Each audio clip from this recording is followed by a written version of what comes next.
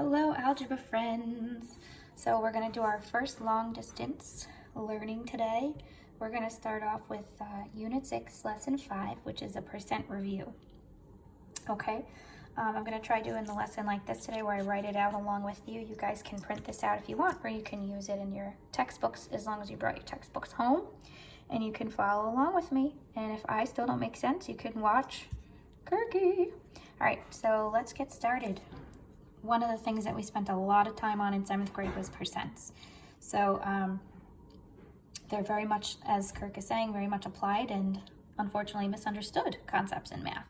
So in today's lessons, we're basically just reviewing the major ideas and the problems dealing with percents. So the main idea as percents is that a percent always compares two quantities as a proportional relationship out of 100. Okay, so we spend a lot of time doing is over of and putting the percent out of 100 and using proportions to cross multiply and solve. So we're going to review those concepts and we're going to get started here. So with exercise number 1, Jonathan's getting a raise from $12.50 per hour to $14.75 per hour. His supervisor, Michaela, got a raise from $22 to $25.30 per hour. So in terms of just dollars per hour, how much is Jonathan's salary going up? So all we have to do here is do $14.75 minus $12.50, and that's going to give us $2.25. That's how much it's going up per hour. Now they want us to figure out by what percent is his salary increasing. So if you recall, when we did percent increase and decrease last year, what we had to do was the change, and then we had to divide that by the original. So basically, what we have here is the change, which is $2.25, and that's going to be over $12.50, which was what he started out with, right? So to find the percent, we set that equal to x over 100, or of course we can just divide this, we'll get the same thing. When we cross multiply, we get 1250x equals 225. Okay, to finish solving this, we're dividing both sides by 1250x, not x, excuse me, 1250, and we'll find that x is equal to 18%. Okay, and again, if you just do 225 divided by 1250, you can get this answer the same way. You just have to move your decimal. Okay, now we have to figure out who received the larger increase in salary in terms of dollars per hour. Okay, so we already know that Jonathan's dollars per hour was $2.25, so we just need to figure out Michaela's now.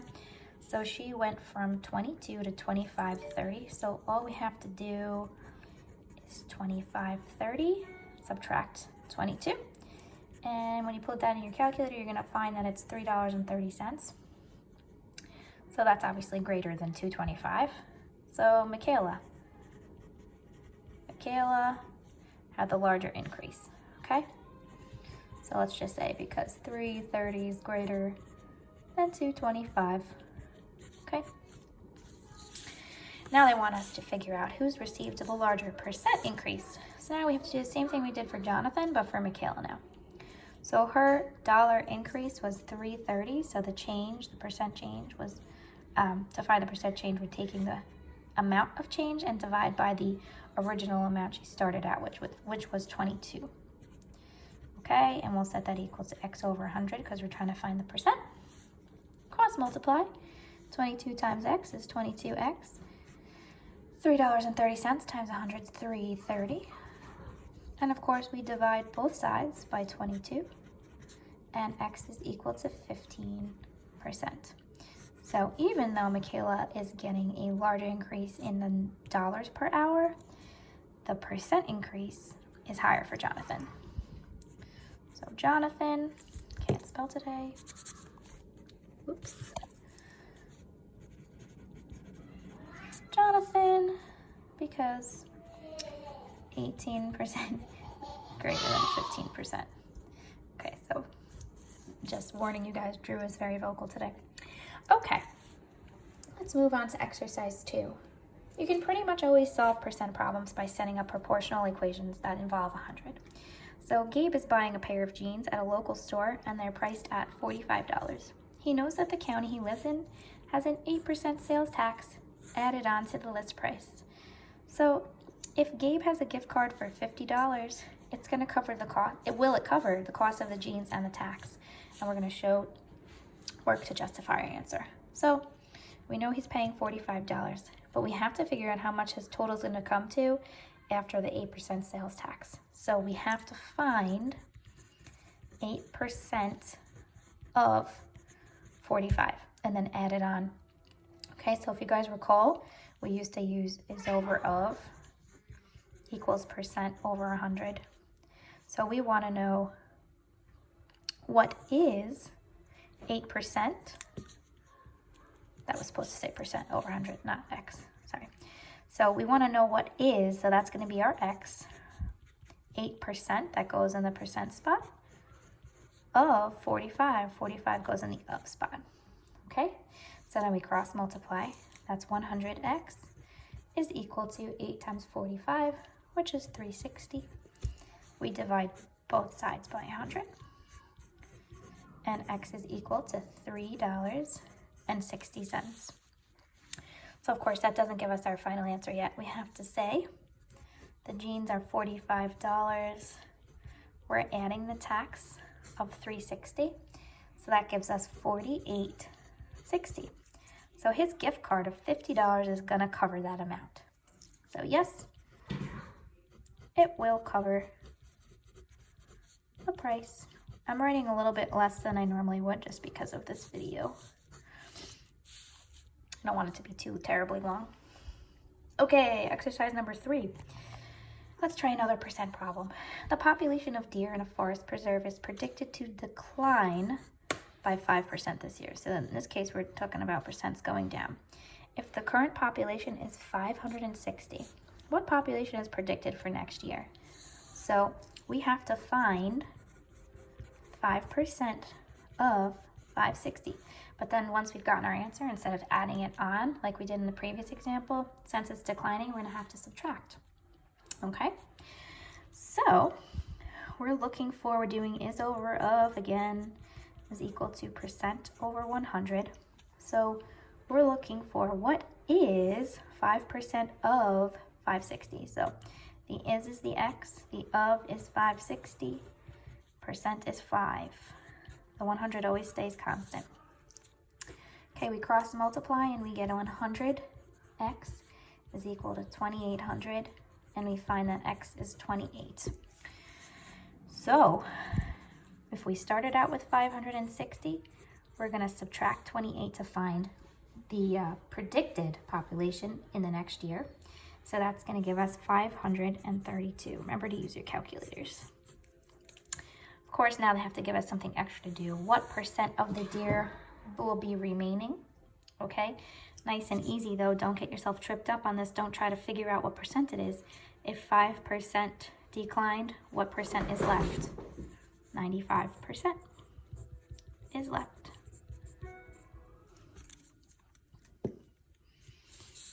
Okay. Okay, going to the next part here. Although it is convenient to solve percent problems using ratios, it's critical that you learn another method, unfortunately. Some of you may have seen this before if you've had teachers show it to you. If not, please make sure to understand what follows. So basically, guys, this is the same thing, ultimately, of what we've been doing. So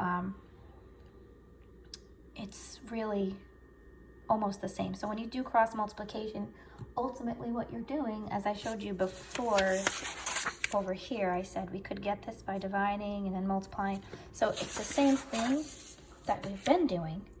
The only difference is that sometimes you're using a decimal. So we're going to go through this quickly and then I'll show you the decimal thing we're talking about here.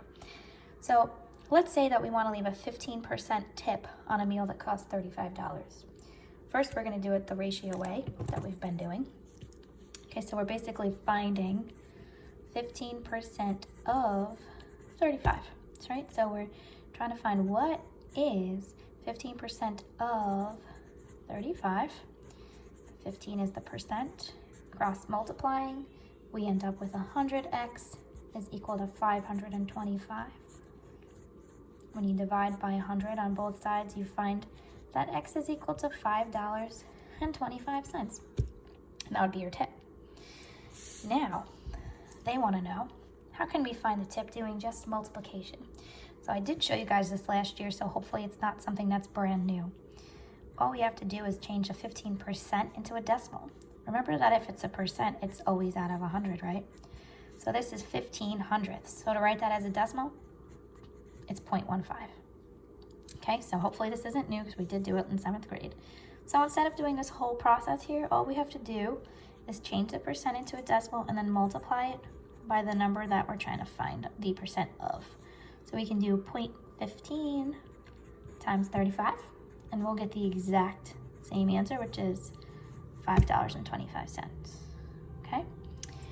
And of course, the reason why it's the same is because we're doing the exact same thing. Okay? This is 15 hundredths, and so is this. They're the same. So this is all just the exact same thing that we're doing here. This just looks like a really complicated way. So to find a certain percent of a total, which is t, all you have to do is simply find the product. So you take the percent over 100 and multiply it by t. So all you have to do is take your percent, write it as a decimal, and multiply by the total amount. This looks way more complicated than it is.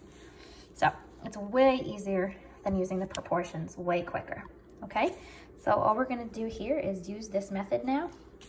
You guys have your calculators, so I'm going to do it fairly quickly. So what we do is we take the percent, we change it into a decimal.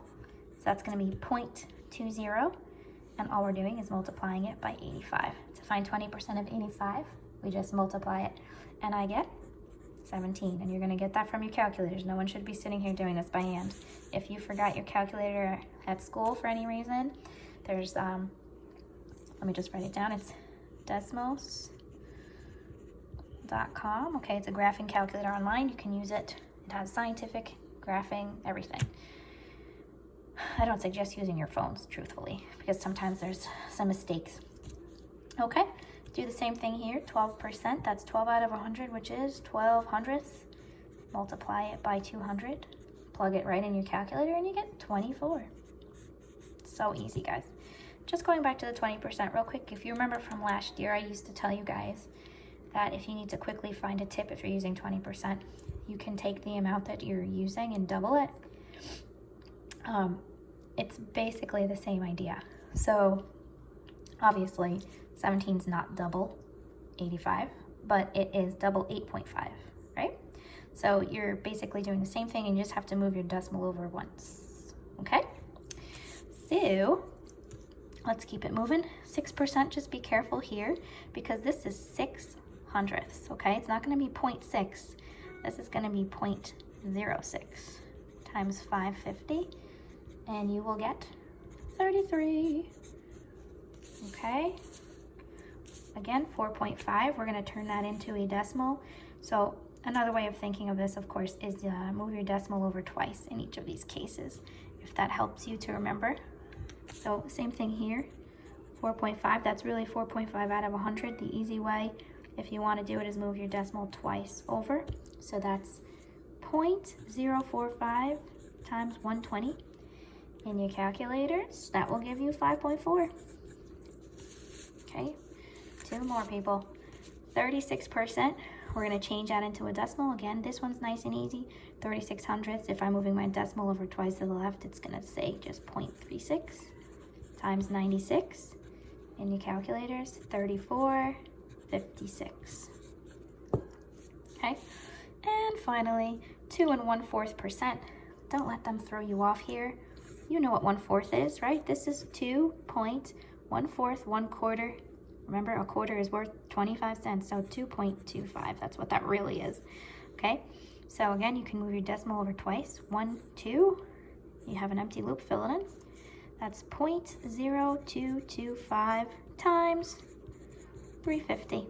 Okay, that's the trickiest one there. And that would be 7.875. And no, guys, I'm not doing this in my head, okay? I have the answers, I already worked it out. All right, number 6, finally, which of the following calculations would find 8.5% of 250? So you're gonna pick which one makes sense. I would not just look at this and pick one. I would do it myself and then choose the correct answer. This is gonna be 8.5 so I move my decimal over twice. There's gonna be a 0 there. So 0.085 times 250 is gonna be my answer. That matches with this one. The only thing is missing is the 0 in front. Okay, so that's choice 4. Okay guys, that's the whole lesson. So I've given you just homework instead of making you do practice work. But I'm gonna say, if you would like to try anything extra on here, if you found this lesson really easy, then you can go for it, okay? There's a lot here, so I'm not saying you have to do it. I'm only assigning you guys the homework for algebra, all right? Any questions, you can comment in the Google Classroom section. This is on YouTube, but I do have to state that this is a YouTube account that's made for kids, so it will not allow you guys to make comments in order to protect you guys from strangers and creepers and whatnot, okay, which is actually a really good thing. So if you need to comment, make sure it's on Google Classroom and make sure it's not on the stream, it's on a post. Okay guys, have fun with percents and I'll see you tomorrow.